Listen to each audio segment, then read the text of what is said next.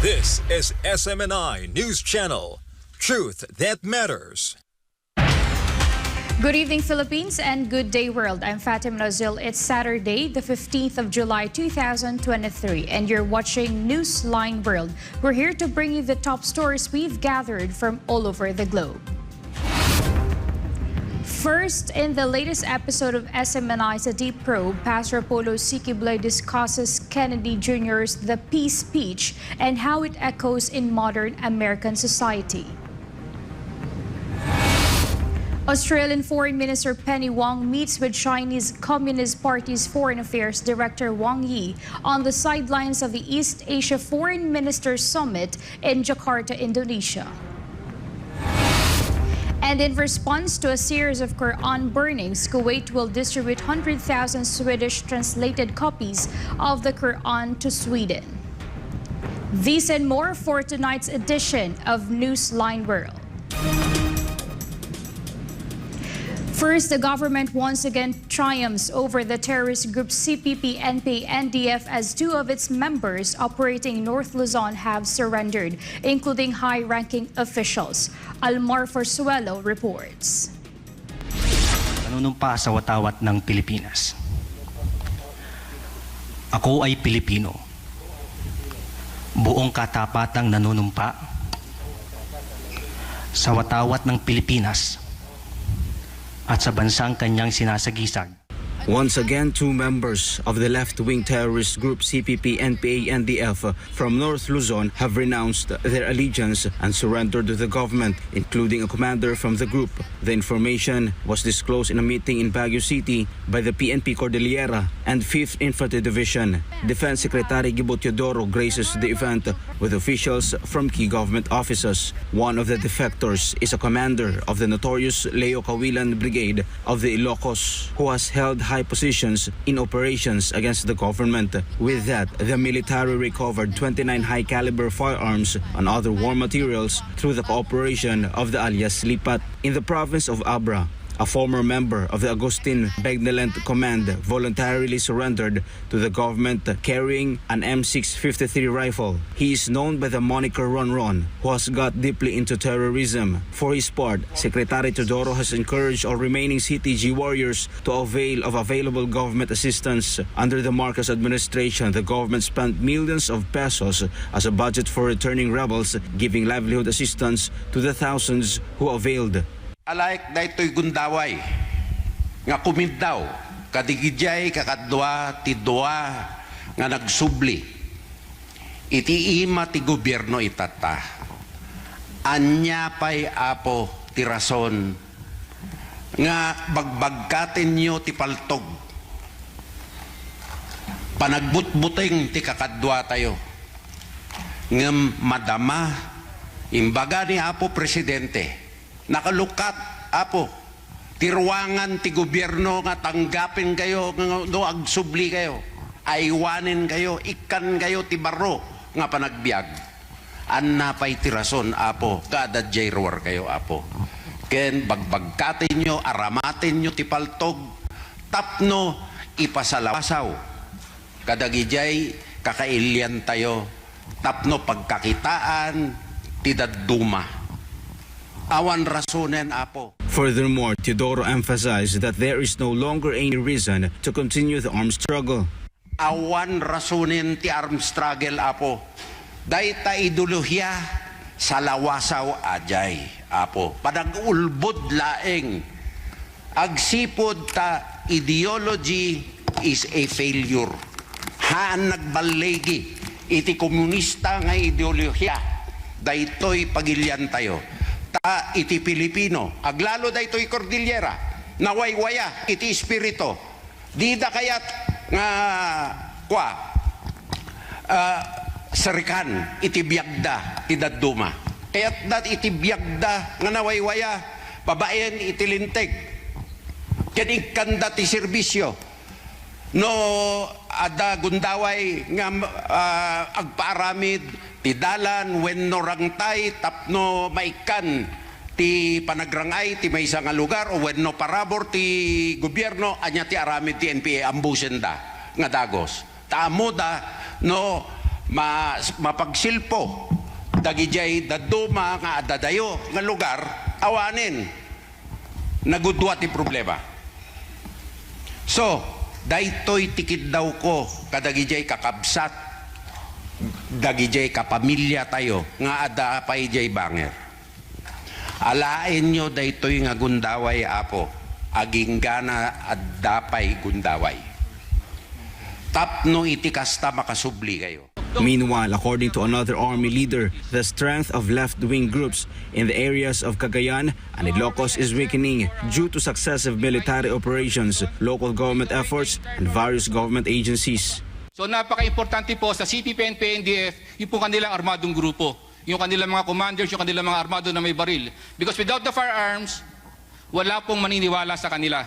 So, as a military officer, my instructions to my personnel is to recover the firearms or the instruments of violence. Because without the firearms, again, there will be no armed revolution. With that, the Department of the Interior and Local Government or DILG promised that the surrenderies would receive assistance from the government. Una po sa lahat, ipaprocess po sila ng ating mga kaibigan from the Armed Forces of the Philippines and of course with the help of the Philippine National Police at lalong-lalo na po ang ating provincial government sa pamamagitan ng ating ICLIP, yung committee na tutulong talaga sa ating mga FRs. Tutulungan sila ipaprocess and on the part of the DILG, ire-request naman po namin sa aming central office ang pagkakaroon ng benefits para pa sa kanila. Magkakaroon ng immediate assistance, livelihood assistance, and firearm remuneration. For God and my beloved Philippines, this has been Almar Forsualo, SMNI News. Today, a citizens' arm was launched to combat online scams and fraud, especially with increasing incidents due to the approaching SIM registration deadline. MJ Mondihar for the details. The Marcos administration is intensifying efforts to combat online fraud and scams. One of the measures taken by President Bongbong Marcos is the passage of the SIM registration law. With the SIM registration deadline approaching on July 25th, online criminals are said to be operating double time in deceiving people. From January to June 2023, nag-increase siya ng 152% compared to the same period last year. That's how many people have fallen victim to internet-related crimes in the Philippines, the majority of which involve account takeovers, with Facebook pages being a common target. Ibig sabihin, yung mga nananakaw ng mga Facebook accounts, saka mga social media accounts, nag-increase siya ng more than 80% compared to the same period last year. Ganun kadami na yung nabibiktima. At pag nabiktima ka, nanakaw yung Facebook account mo, kasunod nitong nanakawin yung Messenger account mo. Pag nanakaw na yung Messenger account mo, eto na yun, magpapanggap siya na ikaw yun. At manghihingi, mangungutang, magmamakaawa dun sa mga kamag-anak mo at mga kakilala mo. In response, Samaniegos Group and Truth 360 and Manila Bulletin launched a citizens' armed group called Scam Watch Pilipinas. The group aims to launch a national movement against cyber fraud. They also aim to raise public awareness regarding the threat of rampant online scams. The group will educate the public on reporting cyber-related crimes and avoiding falling victim again. This includes educating people in phishing scams that use the names of major banks. Various government agencies expressed their support when the group was introduced to the public. These agencies include the Department of Information Communications Technology, the National Privacy Commission, and the National Telecommunications Commission. We want to awaken the public that there is hope, that there is an agency.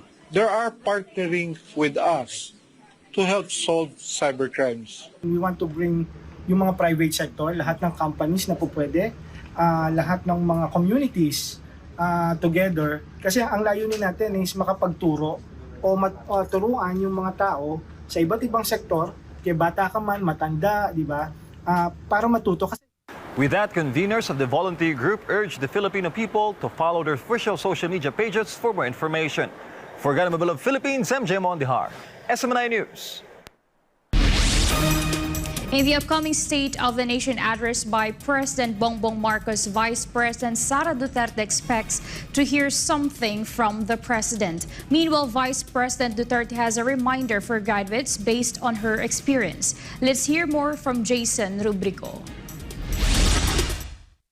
Vice President Sara Duterte continues to attend graduation ceremonies of various schools in the Philippines. This Friday morning, Vice President Duterte graced the 6th commencement exercises of Ismael Matay Senior High School in Quezon City. In her message to the graduates, the Vice President had a reminder for them. She said that based on her experience, life will not be easy. But if they only look at the brighter side in all situations, it will be a bridge to many good opportunities. Hindi po magiging madali ang buhay. Pero kahit hindi ito madali, magiging puno ito ng oportunidad kung lamang you see the brighter side of things. You always look at the brighter side of things. These opportunities will present themselves before you, but let's start talking about the value of your dreams. Vice President Duterte also urged the graduates to fulfill their dreams in life, and it will only happen through their efforts and dedication. However, she said sometimes there are dreams that no matter how hard you try, they don't come true, but reminded to never give up.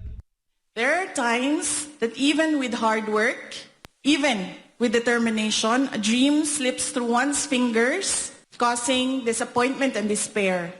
Do not give up, do not surrender, cultivate another garden of dreams.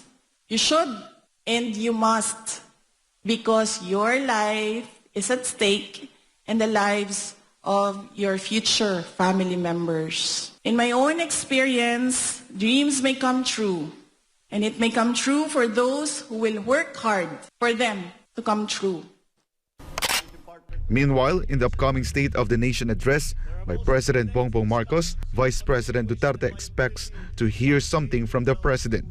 Ayaw natin na pangunahan ang ating Pangulo, but we expect that he will highlight kung ano yung mga immediately na nagawa natin in the past year. Vice President Duterte responded to the questions of whether DepEd has programs or policies that he wants President Marcos to support.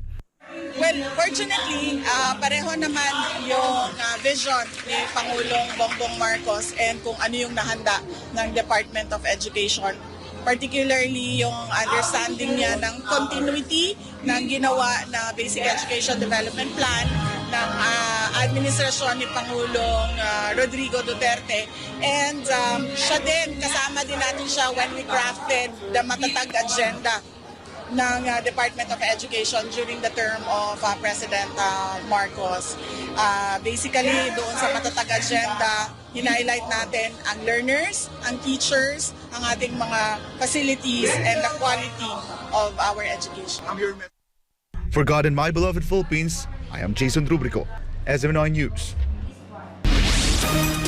Pastor Apollo C. Quiboloy, together with SMNI anchors Dr. Lorraine Badoy, Attorney Harry Roque, and Jeffrey K. Eric Celis, tackled John F. Kennedy Jr.'s peace speech in the latest episode of the Deep Probe. Here are some notable points tackled earlier. Let's watch this. Ito yung espiritu ng Amerika ngayon na sinabi ni Robert Kennedy. When you build empire by war, yes, it will come back to you and destroy your empire, even your own country. So, maganda. kung ganon, palaging ganon ang sinabi ni Robert Kennedy dito, kung ganon tayo, sabi niya, that if we try that, to make ourselves an imperial nation abroad, that we would turn into a surveillance state. Yun. Puro suspicion, kahit mabuti ang ginagawa mo, pag nasuspekan ka, titirahin ka na. That we would turn into a surveillance state, a garrison state. Ngayon, ang Pilipinas, mayroong 17 na EDCA sites. Nagiging garrison tayo. A security state at home. O pati sa kanila. And that we would also destroy our economy, as happens with every empire. Democratic and Republican administrations have pushed NATO to Russia's borders, violating our own solemn promise from the early 90s when we pledged that if Russia made this terrible concession of moving 400,000 troops out of East Germany and allowing the unification of Germany under a NATO army, a hostile army, that we would commit that after that, we would not move NATO 1 inch to the east. Sinabi yun, and I continue. Claro, Pastor. And I continue. James Baker gave that assurance, as did the British government officials and many, many others. And yet today, we have surrounded Russia. We have moved NATO not just 1 inch to the east, but 1,000 miles and 14 nations. We have surrounded Russia with missiles and military bases, something that we would never tolerate if the Russians did that to us. Agreed. And statesmen from our government officials and think tanks lay out the goals for the Ukraine war. Regime change in Russia, the overthrow of Vladimir Putin. This is what President Biden has said is our purpose in the Ukraine. The disabling and exhaustion of the Russian military and the dismembering of the Russian Federation. Which is clearly a foreign interventionist policy on the part of America, grounded on the policy of using war to coerce sovereign nations. That's the way they do it, their business 100 years ago. That's the way they're doing their business right now. Ilagay niyo yung sarili niyo sa posisyon ng mga Ruso. Ayaw niyo ng gera. Pero kapag ang mga missiles ay nakatutok na sa inyo, sa lahat ng iyong teritoryo, at ikaw ang pinakamaraming nuclear arsenal sa daigdig, hindi mo ba gagamitin? Exactly, the point. Yung sarili? Kaya nandyan po ngayon, yung napakatinding danger na baka nga magkaroon tayo ng nuclear war. Kasi nga, pag nagkaroon ng feeling na desperado na ang Russia, gagamitin niya at mas marami siyang nuclear weapons ngayon kaysa sa Amerika. We don't agree with what Putin has done. He's not the only madman here. So, kasi ang ginagawa kasi ng Amerika, they vilify the Russians, di ba? Sila lang They're the masama. only bad guys. They make it black and white, but that's not the truth. Ang layo sa katotohanan. It's America that's been doing all these machinations, and setting the theater for war all over the world, and the annihilation of the entire humanity. Yes. So, And I can add to that, Go ahead, Pastor. Doc Loreno, these provocations that we just read, na they would not move 1 inch to the east. To the east. And Robert Kennedy Jr. said, now we have moved thousands of miles to the east, closer to the door of Russia. 14 nations around. So if you put your shoes on Vladimir Putin's, yes, of course. where are those missiles going? Yeah.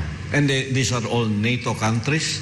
Where are all of those missiles pointing? Naturally to Russia. And if you put yourself in Vladimir Putin's shoes, what would you think? Yeah. It's a provocation. It's a thing that will trigger me to just, go ahead and protect my country first. Asked if America could still re-emerge as a moral leader authority of the world if it abandons its current war policy, Pastor Apollo said, Agree ako. Kasi ganyan talagang paningin ko sa Amerika. Dapat ito sila. But, after 9/11, biglang nagbago ang Amerika. Correct. Ito yung delikado. Pagka nakikipaglaban ka sa iyong kalaban, mag-iingat ka na hindi ka maging kagaya nila. Yeah. That is what I remind our people. When we fight our enemy, let us be careful not to become like them. Yeah. We have to always be on the moral ground. Although, at times, you see that you are being deprived of the right to really defend or right to retaliate. So let us keep that. Kaya itong sinabi ni Jesus Christ na love your enemy, do good to them that hate you. There are gems of wisdom there. Pastor, I have a question for you. Yeah, great, ma'am. I'm curious. You really think that after all the crimes, the shameless war policies of America, all these things that they've done, napakaraming bansa, that they can still become a moral leader of the world if they follow what Robert Kennedy is suggesting? Redeemable Curious. I don't know about this. Still a Christian nation. I don't know about these Americans now, but maybe the next generation, if they would pick up on that, maybe a new generation of Americans would come and then pick up on that. A new cultural value. A new cultural value. Pero itong ngayon siguro, mahirap nang baguhin ito. Kasi tulad ng sinasabi ni Attorney Harry Roque, it's all about economics. It's all about the money. The money. Kaya, walang kalaban, gagawa ka ng kalaban para magamit mo yung armas mo. In the American culture right now, I see the young people, they are deprived of love. Pastor Apollo also stressed the need for mutual respect between countries and reiterated that the Philippines' interest will always come first. Well, yung prinsipyo na iniwan sa atin ng ating Pangulong Digong, friends to all, enemies to none. So, kung ang BRICS na lumalakas sapagkat parang 2/3 of the population of the world nasa kanilang grupo na, it's all economics, you know. Kung ano makapapaunlad sa ating bansa. Kasi nation building tayo. Yes. Interest of our country ang pinaka-importante. What is the interest of the Filipinos and the Philippines? Yun ang unahin natin. Una, ekonomiya. Katapos ang kabutihan ng ating mamamayan. Ang peace para sa ating mga mamayan. Because without peace, there will be no economic prosperity. So yun ang unahin natin. Saan natin makukuha yun? Doon tayo pupunta. Doon tayo makikisama. Pero hindi natin kalaban yung ayaw sa atin. Yes. Idalangin lang natin sila. At maganda yung sinasabi mo, Pastor, mutual respect and mutual sharing of development, not competition. Yun nga sinabi ko, true friendship is the respect of each one. When that mutual respect is gone, true friendship is not friendship anymore. Yeah. When you go beyond the border of mutual respect, that's abuse. Abuse. And I will not tolerate abuse in a friendship. And if I cannot go away from my first reaction when there is an abuse in a friendship is to get away from that kind of a relationship. Correct. But if I cannot get away from that kind of a relationship because my supposed to be friend threatened me that he will kill me if I will go away from him, that is not only abuse of friendship, but it is also terroristic friendship. The more that I will get away from you. In the end, Pastor Apollo lauded Kennedy Jr. and hoped that he will continue his uncle, late President John F. Kennedy's legacy. The good pastor also called on the future leader of the U.S. to change its warmongering policy. I respect you so much. I love you so much. When I become emotional. When I'm listening to your speech, when I listen to your speech on YouTube and Facebook, I have tears on my eyes because this is what I want America to be, like what you said here, like your uncle. I appreciate you for your perspective and your uncle who died and your father who also was assassinated. And I hope that you continue this legacy because this will change our attitude also towards America. And our attitude did not change, I mean. We still love you. We still love that nation where the Filipinos look up to. In my own estimation, that's my second home there. But this all changed in February 18 when the unexpected happened, that violence that happened to us changed our perspective of America. And that we don't want that. We don't want that. We want to look up to you as before. So by bringing this speech, I hope that you win as President of the United States. Meanwhile, in other stories, the Philippine Bureau of Immigration has provided advice to prevent offloading during travel. This is in response to a case involving a Filipino traveler who was left behind by an airplane bound for Singapore after encountering immigration issues. MJ Mondihar for the news.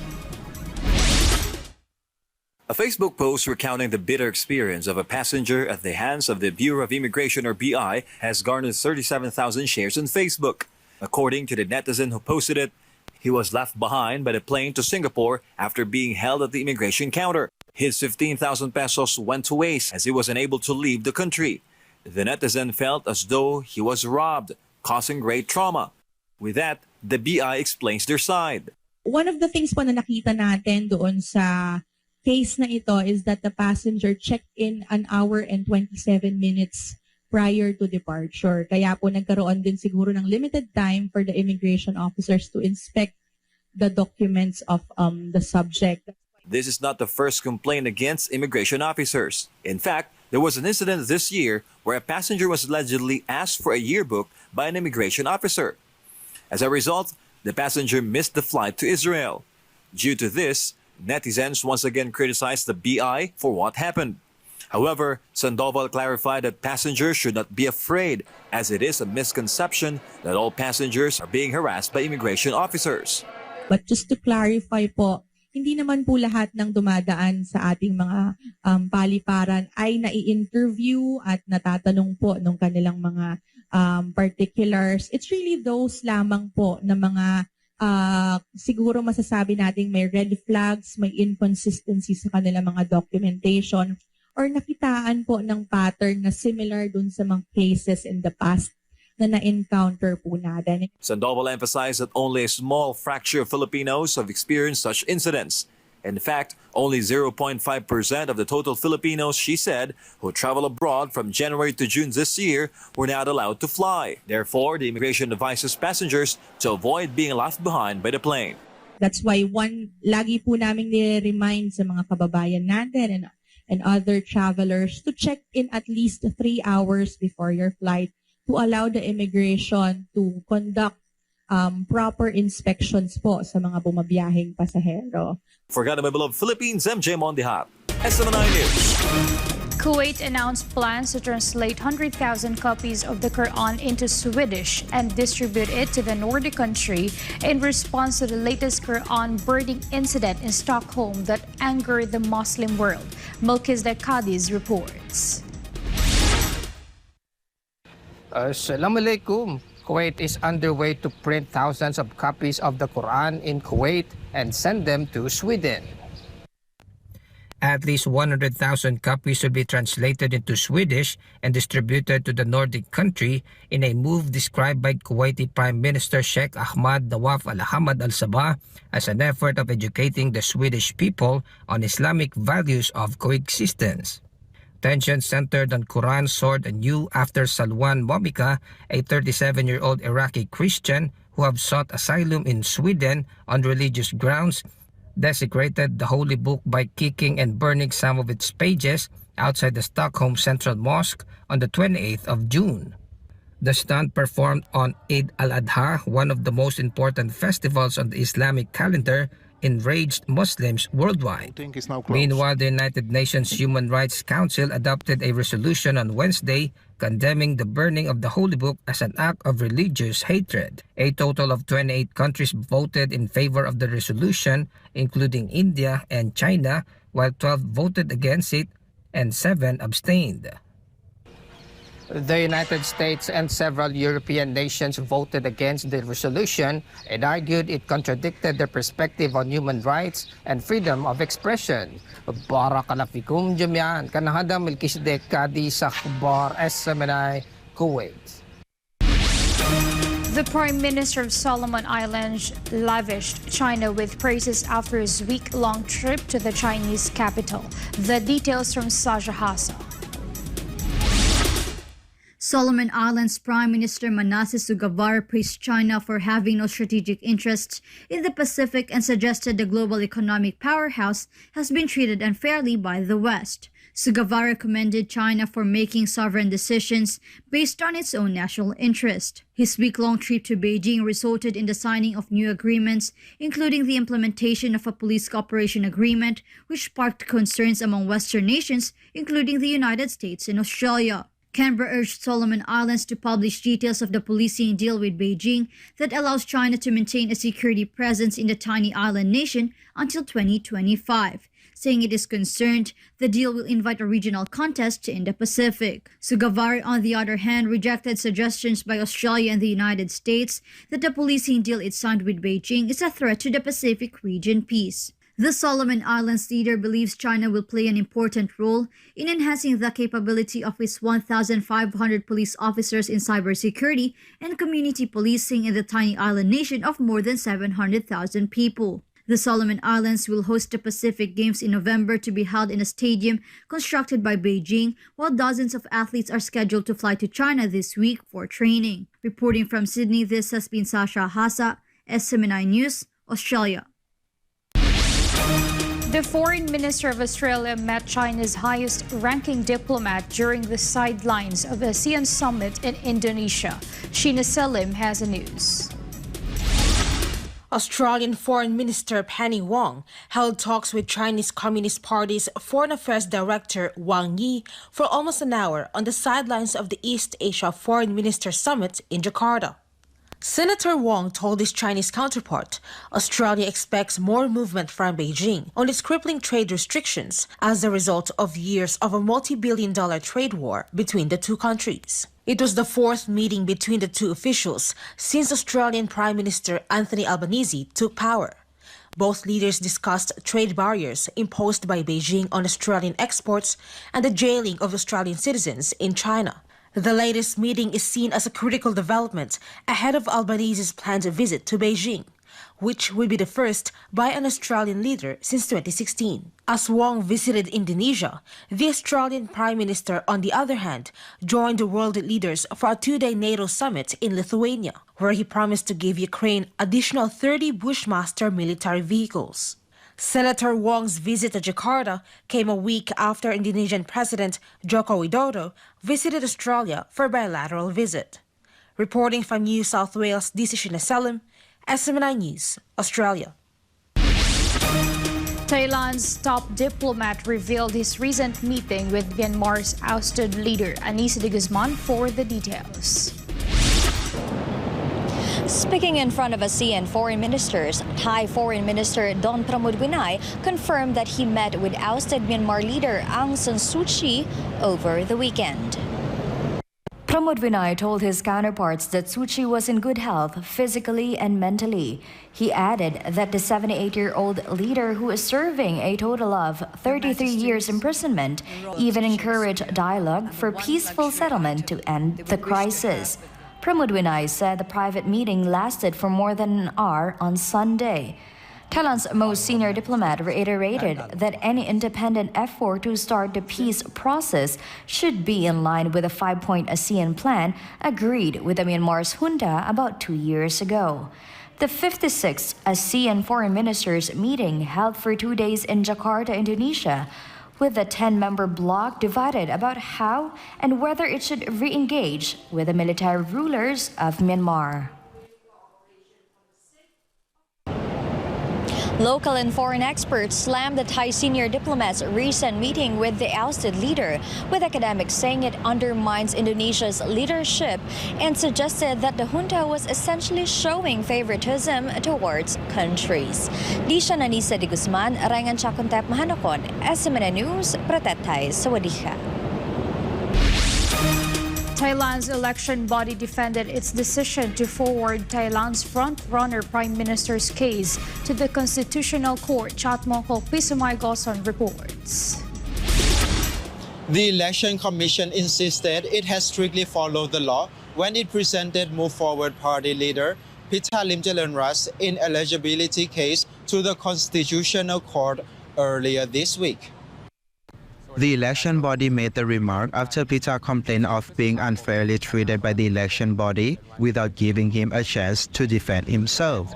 The Move Forward Party leader said he understands the intention of the law that bans politicians to use media as a political weapon, but argued that the ITV channel where he held thousands of shares inherited from his father is operating a long time ago and is not earning any revenue. The reformist candidate believes there are attempts to block their 8-party coalition from forming a new government through various tricks. Meanwhile, the Election Commission responded to the criticisms, stating it has strictly followed Section 82 of the Constitution, which authorized it to immediately forward the case to the Constitutional Court once the election body is convinced by the evidence that an MP's status has become invalid due to a reason stated in the Constitution. It added that it hasn't rushed the investigation surrounding the case and that it is not in a position to make the final judgment. It can be remembered that Pita lost his bid to be officially elected as the next Prime Minister of Thailand after it did not secure enough votes during the parliament vote held on Thursday. Amid the temporary setback, Pita said he won't give up while his Move Forward party will re-strategize to win the next round of voting for Premier in the parliament next week. รายงานจากกรุงเทพมหานคร นายชัดมงคล พิสมัยโกศล SMNI News ประเทศไทย สวัสดีครับ Chinese cars enjoy rising popularity in the United Arab Emirates in recent months. Jonathan Kobo files this report. Marhaba! Several manufacturers of Chinese cars reported of record-breaking sales amid its growing demand in the UAE. According to local motorists, they favor the value for money and extra features they get with Chinese manufacturers, such as Geely, BYD, and GAC. Chinese-owned MG was the fourth highest-selling brand in the UAE from January to March, while car company Geely, the Chinese auto brand which acquired UAE-wide rights recently, also recorded an increase in sales. One resident in Dubai shared that he shared his BMW X5 in exchange for the Chinese-made GAC Trumpchi this year. The decision helped him save 500 dirhams on fuel each month and change his perspective that nobody could make better cars than the Germans. Another 32-year-old female resident who just bought the Auto 3 SUV from Chinese manufacturer BYD said she based her decision on the affordability of the vehicles and realized she could get the right value for money even for the fact she bought an electric vehicle. Earlier this month, China's driving technology WeRide became the first company to be granted a national license to operate self-driving vehicles in the country.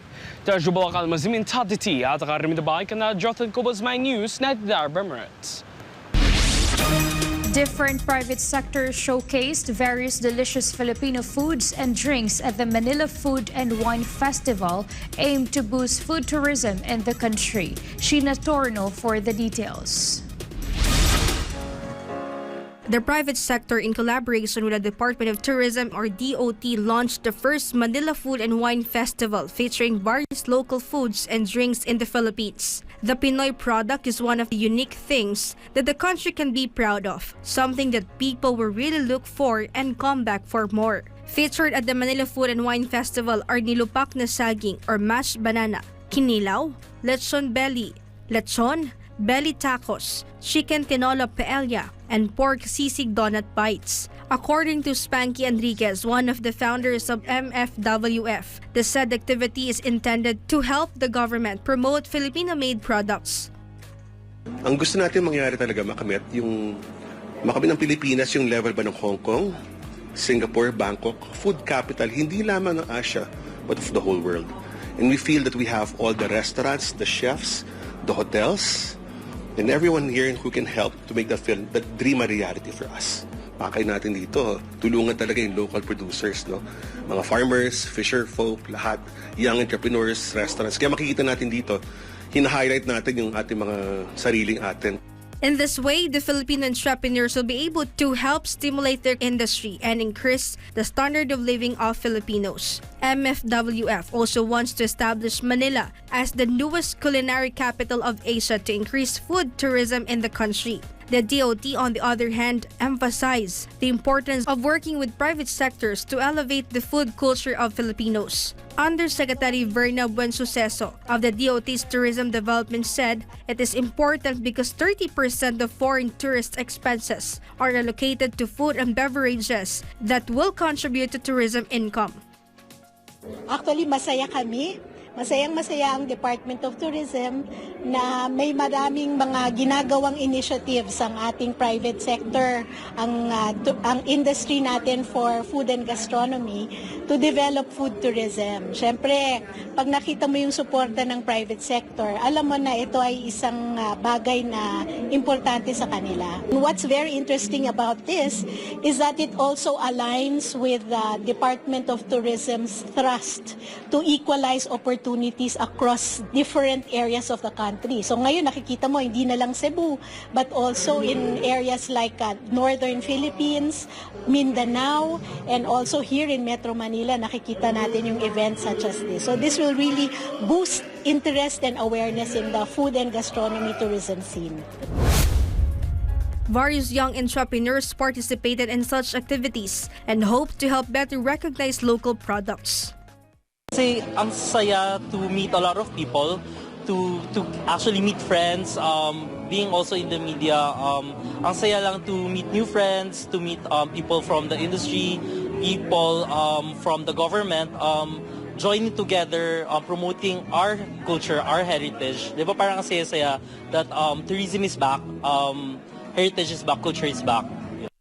Of course, I want to share it with the other people that these are my macarons. They're all made the French way, but it's Filipino-based. It's my own recipe, and I want to show people that, you know, it's also possible, and I want to inspire young entrepreneurs that, you know, it's never too early to start, and it's always about passion, consistency, and, you know, to strive about what you want to achieve. Meanwhile, the MFWF management will roll out this year in Laoag in September and Davao in November. For God and for my beloved Philippines, this has been Sheena Torno, SMNI News. And before we end, may be inspired with the message of the appointed Son of God.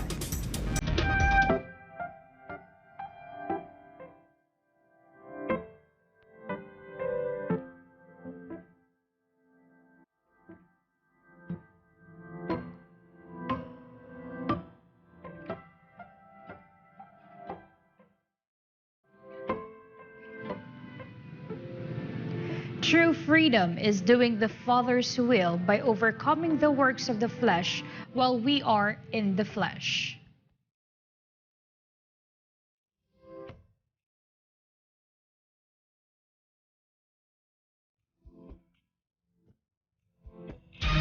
And that's all for today's edition of Newsline World. For more news update, you may visit SMNInewschannel.com or follow us on our official social media accounts on Rumble, Facebook, and Twitter.